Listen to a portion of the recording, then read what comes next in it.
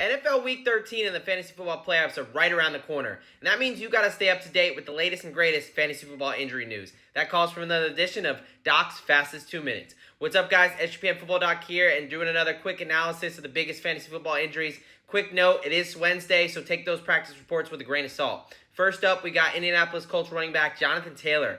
Despite having a very productive day where he played the entire game and even had a couple touchdowns, it looks like he picked up an injury, a thumb injury in the first half. And it wasn't, even though he played through it during the game, it seems like it's something that's got to be repaired. He actually had surgery today. They're expecting him to be out a minimum of 2 weeks. They're saying he's not an IR candidate at this point, so somewhere in that 2 to 4 week range as far as return time. But for now, it's Zach Moss season, RB1.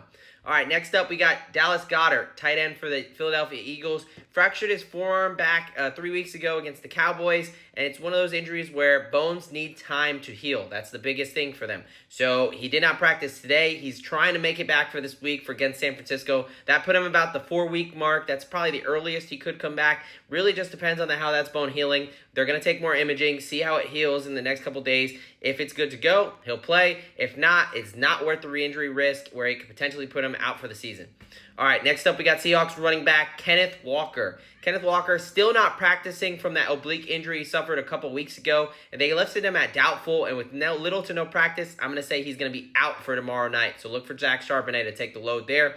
Saints wide receiver Chris Olave, unfortunately dealing with another concussion, another head injury in his young career, but it looks like he may have a shot to play. Most guys this year in the NFL have been missing at least one game due to them being more conservative with their protocol, but he already had a limited practice today and Wednesday. Even if they practice on Thursday, that's a good sign. So at this point, I'm expecting Olave to play. A little re-injury risk, but his production should stay the same, so if you got him, start him. All right, the big one. Jets quarterback Aaron Rodgers, in just 79 days since tearing his Achilles, he's returned to practice. His practice window is open. Now, I've been saying it all season. I'm going to say it again. I do not expect Aaron Rodgers to take a snap this season. To find out my reasons why and for a more in-depth analysis on all the biggest injuries, go ahead and catch me tomorrow on the DJ and Docs where we break down this biggest injuries for Week 13. Let it ride.